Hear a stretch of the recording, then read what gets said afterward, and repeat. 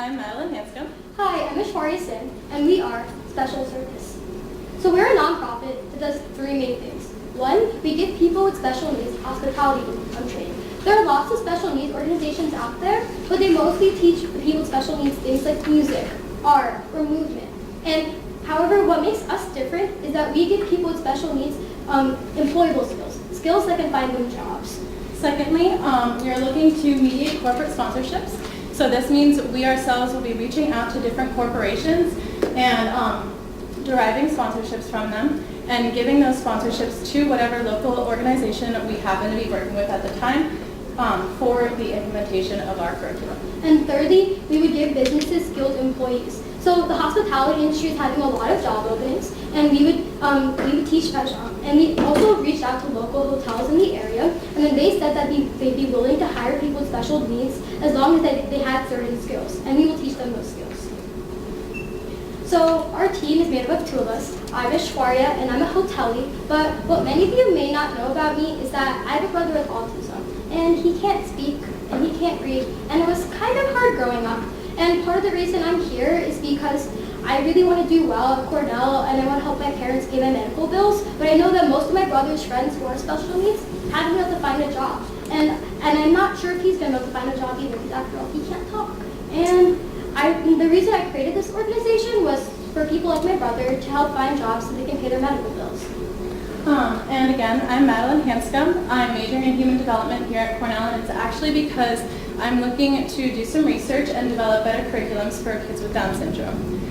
In my hometown in Maine, I worked in many different organizations, but my best experience was taking care of a friend with Down syndrome during the summers. And I actually grew really close to him, and through all these different ways I learned about the medical and financial struggles that a lot of people and a lot of families go through having a member with any sort of mental disability. And of everybody that I worked with, only one person that I worked with has been able to find a job, and it's only working 3 hours a week every other week, which is not much. And this correlates with the need of people with mental disabilities throughout society. There's an 18.7% of people with disabilities are employed, and most of them are self-employed. This is according to the National Bureau of Labor Statistics. And there's also a 9.2% unemployment rate. And that's double what we have. And also, lucky for you hoteliers, the hospitality industry has the highest job opening rate. And this means that we are fulfilling the need of the special needs community as well as the need of the hospitality community. So that's why we designed a curriculum to teach special needs kids hospitality skills. But however, we're just students from Cornell. So we got inputs from experts. We reached out to the therapists and nonprofits that we work with in high school to help figure out how exactly to best teach people with special needs. And we're also planning on reaching out to hospitality leaders. So we're going to go through the Cornell alumni directory, and we're also going to reach out to people at staff. And we developed our curriculum around the four most commonly occurring mental disabilities according to ARC. And these mental disabilities are autism, Down syndrome, Fragile X, and fetal alcohol syndrome. And we catered each of our four focuses towards their respective capabilities. So for autism, we encourage a culinary focus because they have more fine motor skills than of the other disabilities that we are working with. And for Down syndrome, we are encouraging a housekeeping focus because they have enough memory and gross motor skills to do the job. For Fragile X, we are encouraging both a housekeeping and a social skills focus. And this is because they have the ability to do the housekeeping job, but they need to become more comfortable around new people. And lastly, for fetal alcohol syndrome, they can really participate in any of our focuses feasibly. However, we encourage, because they have better social skills, we encourage that they work on a front desk focus or a culinary focus. However, our curriculum is flexible, mainly because people with special needs do have a wide range of abilities. For instance, autism is a spectrum disorder. We have people who are low functioning and we're high functioning. And then we also just want to give them what they want. I know my brother, he loves to cook, so we have a culinary focus. And we match the skills and abilities they have to help them find jobs. We're also looking at the demand of the communities that we are working in. So how to create a branch? We have a 4-step plan. One, we'd identify a local center, like a local special needs center. 2, we teach them, we'd ask them to implement our curriculum. And 3rd, we would have the host center, and then we'd reach out to local special needs centers and ask them to provide resources or provide additional special needs kids. We also reach out to local hotels and businesses to provide additional employment. And 4, we would share our corporate sponsors and give those local special needs centers additional resources. The most important part about our company is that we form meaningful connections.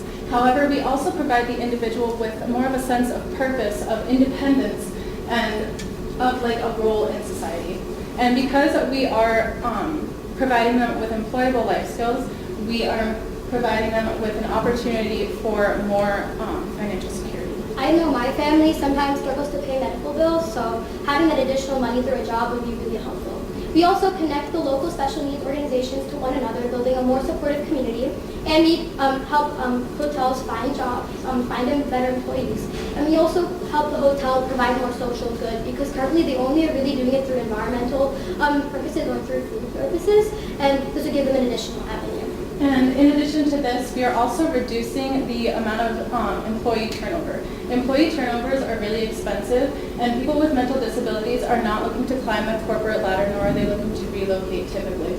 And therefore, this reduces the expense of the hotels and increases the chance that they will be open to working with us. And we would need sponsorship for 2 main things in order to fulfill this: teachers and supplies. And for supplies, we get them from 3 main locations: corporate sponsors who provide resources and funding, local businesses because we are giving them employment, hopefully they provide additional resources, and the special needs center themselves.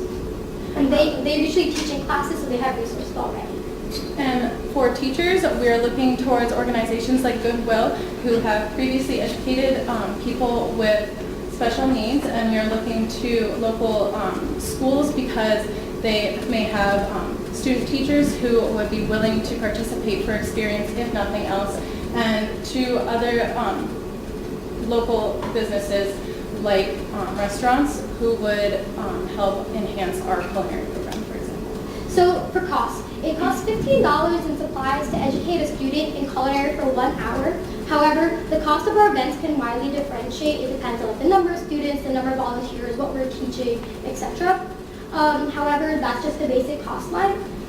We are also a traveling nonprofit, so this decreases the cost in that we will not have to pay for a physical foundation. In addition, we will be using resources that pre-established special needs organizations already have. Yeah, and we would be providing additional funding through the corporate sponsors that we can. And so we have a 4-step plan for action. 1, we'd start out with a pilot location in Ithaca, New York. We've reached out to several local nonprofits already, and then they said that they'd be willing to implement our curriculum.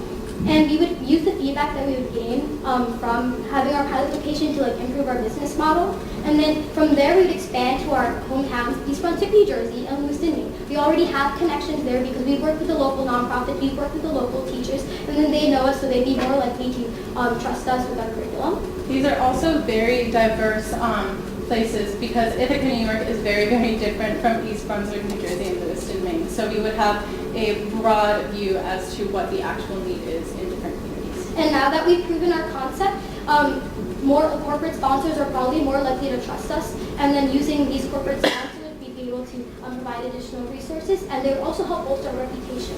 And using the additional money and the additional reputation we gain, we'd expand to more branches at various local centers. So that's our plan for action.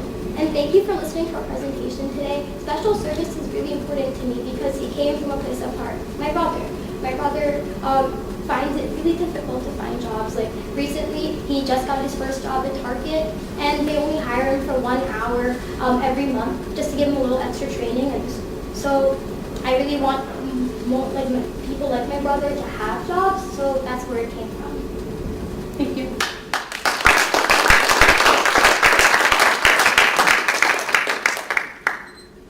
All right, now we'll have 5 minutes of questions from our judges. What about supervision? Supervision will primarily be provided by the people who have worked in the special needs organizations first.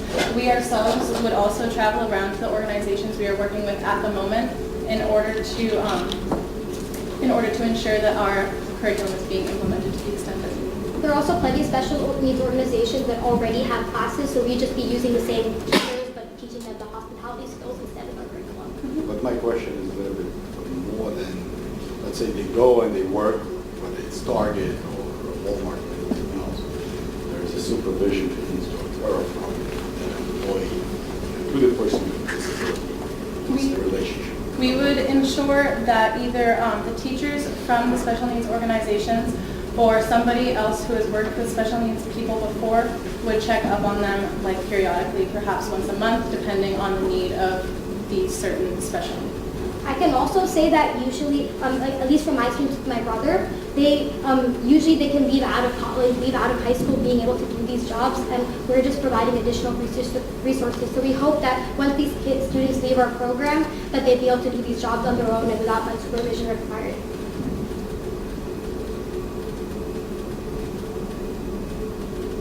Are you looking to have this as a nonprofit or? As a nonprofit, yes, like a 503c. In terms of your pitch deck, I would have found it really helpful to have a slide that, you said it verbally, but I would have found it helpful to have a slide that listed the disabilities that you had specified, matched up to the sort of skill set and curriculum that you were talking about. That would have been helpful visually to see. The other thing I would just note is that you made you told personal stories, which was really effective, both of you. But the pitch deck itself didn't feel very personal. And so in the case that you're not around, the pitch deck lives on after you. And so it would be good to humanize it a little bit. Stock photography, which I saw a little bit throughout, is we can all pick it out as stock photography. Go take actual pictures, have a human touch to it, have a human element where we see people interacting and we start to get a sense of that beyond what you're telling us verbally. I agree. We've got time for another question if you'd like. I guess I would just, this is a little bit connected to Felix's discussion about supervision, but I would just ask you a little bit about metrics for success. How do you measure your impact? How do you measure what's successful? How do you learn from what's failures and sort of Mainly, we would probably ask. So every time one of the students did get a job, we would ask their supervisors to submit like a report saying what skills they learned, what are some ways we can improve on, some ways they did not do so well, and we try to for every other student in that area, we try to make sure that they learn those skills or bolster the skills that they're good at. We'd also gauge our success as to the efficiency of our curriculum, so like how long it takes to teach people of different severities of disability these skills that we're trying to teach. And how easy they're to find a job. I think it comes down to adding some metrics, some more metrics. The only metric you gave us is the $15 in supplies. So getting some more metrics into it as well. Thank you. Thank you.